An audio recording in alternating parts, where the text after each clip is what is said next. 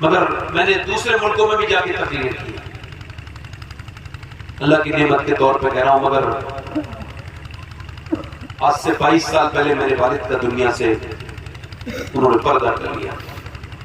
میں سوچتا ہوں کہ کاش پوری دنیا تقریر سنتی ہے، ایک تقریر میرے باپ نے میری سن لی ہو۔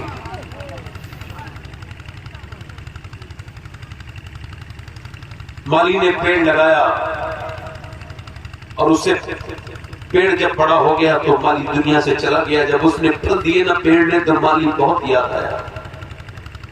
جب پھل گرنے لگے تو پیڑ بڑا رویا۔ اس نے کہا اے میرے مالی تو کہاں ہے؟ تو نے مجھے گرمی سے بچایا، سردی سے بچایا، تو نے مجھے موسموں سے بچایا، تو نے مجھے پانی دے کے اتنا بڑا کیا، مگر جب پھل کھانے کا وقت آیا تو مالی چلا گیا۔ پیڑ کو بڑی تکلیف ہے کہ سب اس کے پھل کھاتے ہیں مگر اس کا مالی نہیں ہے۔ بڑے بڑے گھر بنا کے کیا فائدہ ہے جس گھر میں ماں باپ؟ وہ گھر کتنی اچھے بنا لو، جب تک ماں کی چارپائی اندر نہ بچھی ہو گھر کاٹنے کو کھاتا ہے۔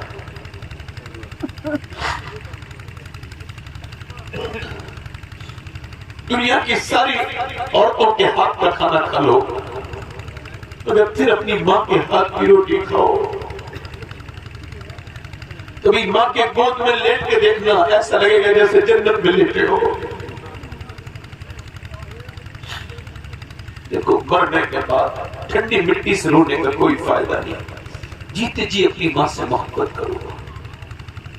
اور میرے بھائیوں، ایک بیوی مر گئی، اس سے اچھی بیوی مل سکتی ہے۔ ایک ماں مر گئی دنیا میں، دوسری ماں کوئی نہیں، کوئی نہیں، کوئی نہیں۔ اپنے بچے اپنی بیوی اپنی جگہ ہے مگر ماں سے بڑا کوئی نہیں۔ لو میں علماء میں بیٹھوں،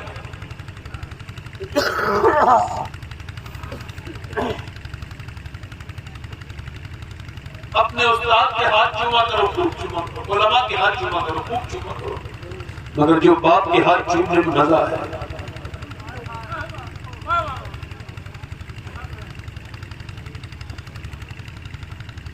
اور اس سے کہا گیا تیرا باپ تو شہید ہو گیا اور تیرا بھائی بھی شہید ہو گیا، تیرا شوہر بھی شہید ہو گیا، تیرا بیٹا بھی شہید۔ ایک گھر پہ اتنی موت کی خبر ہے، ایک عورت پر کلیجہ نہ پھٹ گیا ہوگا اس کا۔ ایک عورت ہے اتنی بہتر پہ 1 2 3 4، اب کہاں جا کے روئے گی؟ باپ کی میت پہ روئے گی، بھائی کی جنازے پہ روئے گی، کس کی لاش دیکھے گی؟ پہلے شوہر کی دیکھے گی یا پہلے بیٹے کی دیکھے گی؟ مدینے کی عورت صحیح سے اس نے پردہ کیا، اور لوگ سمجھتے تھے کہ اپنے باپ کے جنازے پہ جا کے چپٹ جائے گی مگر نہیں گئی، بھائی کے جنازے پہ نہیں گئی، ادھر کہیں نہیں جدھر لاشیں تھی، ادھر کہیں جدھر آمنہ کا لال تشریف رکھتا، نیچے جا کے کھڑی ہو گئی۔ حضور اقدس صلی اللہ علیہ وسلم نے اسے دیکھا، میرے آقا نے دعا کی اللہ تجھے صبر دے، تیرا باپ شہید ہو گیا، بھائی تیرا شوہر تیرا بیٹا شہید ہو گیا، اللہ صبر دے۔ تو حضور کو دیکھنے لگی، عرض کرنے لگی یا رسول اللہ میں تو آپ کو دیکھنے آئی تھی، آپ سلامت ہیں تو میرا سب کچھ سلامت ہے یا رسول اللہ۔ میرے تو آپ ہی سب کچھ ہے، رحمت عالم میں جی رہا ہوں زمانے میں آپ ہی کے لیے، میں جی رہا ہوں زمانے میں، جی رہا ہوں زمانے میں آپ ہی کے لیے۔ ادھر دیکھو پھر اس کے بعد جب وہ جنازوں کے پاس گئی، اپنے باپ کی میت کے پاس گئی، پردہ کرے ہوئی تھی، توجہ کرو، پردے میں تھی، بے پردہ نہیں تھی، پردے میں تھی۔ جب وہ پردے میں گئی کسی نے دیکھا تو میاں رو رہی تھی، پورا چہرہ بھیگ رہا تھا، پورا کپڑا اس کا دوپٹہ بھیگ رہا تھا۔ کسی نے کہا تیرا باپ شہید ہو گیا، بھائی شہید ہو گیا، ابھی تک تیرا پردہ ختم نہیں ہوا؟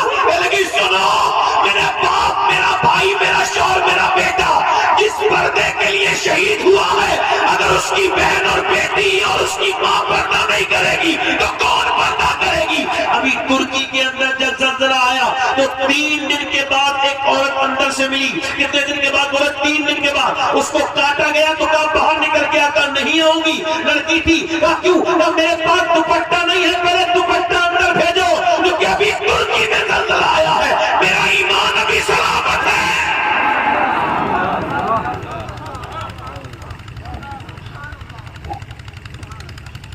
میرا ایمان ابھی، بولو زور سے بولو ذرا سبحان اللہ، میرا ایمان ابھی سلامت ہے، سبحان اللہ سبحان میرا اللہ، ایمان ابھی سلامت ہے۔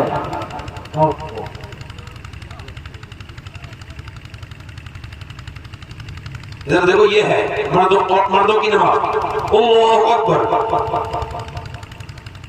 عورتوں کی نماز، اللہ اکبر۔ دیکھ لو سر، مجھے دیکھ لو تاکہ تھوڑا احساس ہو جائے میں کیا سمجھنا چاہوں۔ یہ مردوں کی نماز ہے، اللہ اکبر، عورتوں کی نماز، اللہ اکبر۔ نماز ایک ہی خدا کی عبادت، مگر طریقے جدا ہیں۔ اللہ جانتا تھا عورت کے مرد کے جسم کی بناوٹ اور ہے، عورت کے جسم کی بناوٹ اور ہے، تو اس نے نماز کا طریقہ اور کر دیا تاکہ نماز میں بھی عورت بے پردہ نہ ہو۔ سبحان اللہ بہت خوب، بے شک حق ہے، سبحان اللہ۔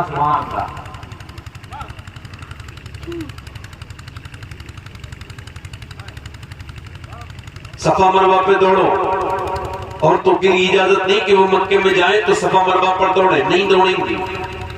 کیوں؟ چونکہ اللہ نہیں چاہتا کہ وہ وہاں بھی دوڑیں اور وہاں بھی ان کی بے پردگی ہو۔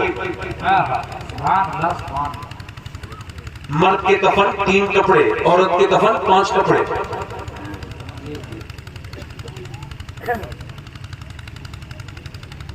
اگر بچپن میں پردہ کرا دیا جائے تو عورت مرتے مرتے لڑکی مر سکتی ہے، مگر کبھی پردہ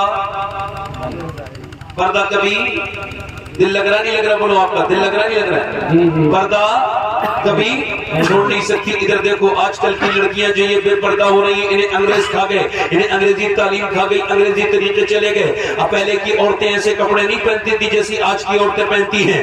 یہ عورتیں اتنی بے شرم ہیں، بے غیرت ہیں، بے حیا ہیں، یہ اتنی منحوس عورتیں ہیں، یہ جہنم میں جائیں گی۔ سنیں کون عورتیں؟ میرے آقا کریم کے غلاموں، وہ عورتیں جو چست لباس پہنتی ہیں۔ میرے آقا فرماتے ہیں آخری زمانے میں عورتیں ایسے کپڑے پہنیں گی کہ وہ کپڑے پہننے کے باوجود پر ہے نہ نظر آئیں گی، بغیر کپڑوں کے۔ یہ فٹنگ کے لباس پہننے والی عورتیں کون ہیں؟ یہ کہاں کی ہیں؟ جنگل سے آئی ہیں کیا؟ نہیں، ہمارے اور آپ کے گھر کی بیٹیاں ہیں۔ انہیں ٹوکے گا کون؟ ادھر دیکھو، اگر بھائی ٹوک دے تو بہن بے پردہ رہے گی؟ اگر وہ شادی میں لے کے جا رہا ہے اپنی بہن کو اور سر پہ دوپٹہ نہیں ہے، گلے میں دوپٹہ پڑا ہے، بال کھلے میں، اگر وہ دوپٹہ اٹھا کے گئے، میں دوپٹہ اور اس کے بعد لے کے جاؤں گا، میں بے شرم مسلمان نہیں ہوں، شرم والا نبی کا غلام ہوں۔ پہلے دوپٹہ پہن، خدا کی قسم بہن بھائی کی جتنی مانتی ہے کسی کی نہیں مانتی۔ صحیح، سبحان اللہ بہت۔ شوہر اپنی بیوی کو موٹر سائیکل پہ گھما رہا ہے بے پردہ،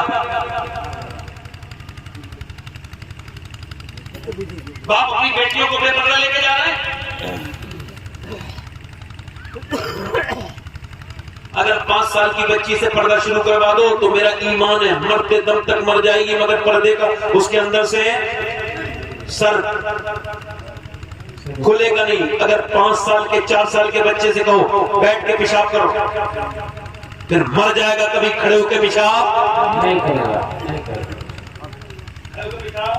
کرے گا۔ ادھر دیکھو، توجہ کرو، ادھر دیکھو، میں آپ کو بتا رہا ہوں، ابھی کچھ دنوں پہلے ہمارے یہاں انتقال ہوا، میرے خاندان میں ایک عورت تھا، اس کی عمر 33 سال کے تقریباً تھی۔ اس کا جب انتقال ہوا تو میں اس کے انتقال کے وقت تھا، وہ میری اتنی قریبی رشتہ دار تھی کہ میرا اس سے پردہ بھی نہیں تھا۔ میں اس کے قریب کھڑا تھا، اس کی روح نکلنے والی تھی، اسپتال کا وقت تھا، اسپتال میں تھی وہ دلی میں۔ اس کی روح نکلنے سے پہلے کوئی 2 یا 3 منٹ پہلے ڈاکٹر کو بلایا گیا، طبیعت بگڑ رہی ہے۔ جیسے ڈاکٹر آیا اس نے دیکھ کر کے اپنے پردے کو اٹھایا، یعنی بالکل موت کے قریب ہے، روح نکلنے والی۔ اس نے اپنا دوپٹہ اٹھایا مگر پورا اپنا دوپٹہ ڈھک نہ سکی، ہاتھ نیچے گر گئے، روح نکل گئی۔ مگر یہ بات صاف ہو گئی کہ بچپن میں پردہ کرا دیا جائے تو روح تو نکلتی ہے مگر حیا نہیں نکلتی، پردہ ختم نہیں ہوتا۔ جس کی عورت بے پردہ جائے وہ دیوس، کبھی جنت کی بو نہیں سونگے گا۔ جس کی عورت بے پردہ ہے وہ نماز نہیں پڑھا سکتا، نماز کے امامت کے لائق نہیں، شہادت کے لائق نہیں، نہ وہ نکاح میں گواہ بنے، نہ وہ چاند کی شہادت دے سکتا۔ یہ دیوس ہے وہ شخص، عالم نے اس کی تشریح میں فرمایا۔ اچھا ایک سوال یہ ہے کہ 5 سال کی بچی، ادھر دیکھو مدینہ ہے، کون سی جگہ ہے؟ مدینہ میں ایک گھر ہے حضور کا، زور سے بولو سبحان اللہ، بولو تو صحیح سبحان اللہ۔ حضور کے گھر کا نام سن کے نہیں بولو گے سبحان اللہ؟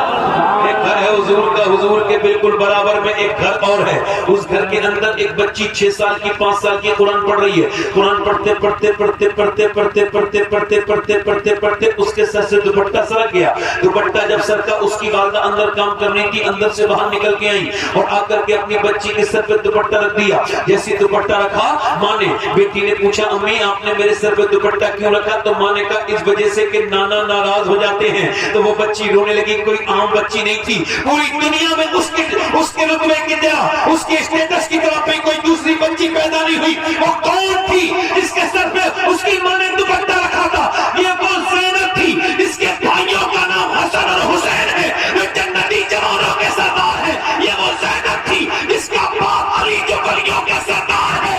یہ وہ زینب تھی جس کی ماں جنتی عورتوں کی سردارہ ہے اور اس کا نانا سارے نبیوں کا سردار ہے۔ نعرہ تکبیر، نعرہ تکبیر، نعرہ رسالت، اولاد غوث اعظم، سبحان اللہ بہت خوب، بے شک دور سے تو بولو سبحان اللہ۔ سبحان اللہ۔ ادھر دیکھو وہ بچی نے کہا امی اپنے سر پہ دوپٹہ کیوں رکھا؟ اب جب بچی رونے لگی تو سیدہ فاطمہ آئی، آ کر کے کہنے لگی میری بیٹی آپ نے سر پہ اب تو سر پہ دوپٹہ رکھ لیا، اب کی روتی ہے مگر اور روئی۔ جب کوئی کسی کو ہمدردی دکھائے تو رونا اور زیادہ آتا ہے، جب کوئی کسی کو چھپائے تو اور پھوٹ کے انسان روتا ہے۔ چپ جانا میری زینب کیوں روتی ہے؟ کہنے لگی اپنی جان میرے نانا سے کہہ دینا مجھے اس بار معاف کر دے، اگلی بار زینب گردن کٹا دے گی مگر سر پہ سے دوپٹہ نہیں ہٹائے گی۔ کربلا کا میدان ہے، کٹ کٹ کے مولا علی کا پورا گھر کو شہید کر دیا گیا ہے، ان کے چھوٹے چھوٹے پوتے 6 مہینے کے بچے تک کو شہید کر دیا گیا، پورے گھر کی لاشیں زمین پہ پڑی ہیں اور پورا کربلا جو ہے نا وہ پورا کربلا چمک رہا ہے، وہاں پر آل رسول کی لاشیں پڑی ہیں، کٹی ہوئی گردنیں ہیں میاں، ان کے اوپر کٹی ہوئی گردنیں ہیں اور وہاں سے نکل رہی ہے سیدہ زینب۔ جب وہ نکلی تو کسی نے ہاتھ بڑھا کے ان کے دوپٹے کو کھینچا اور کھینچنے کے بعد ان کے دوپٹے کو کھینچا، جیسے کسی نے کھینچا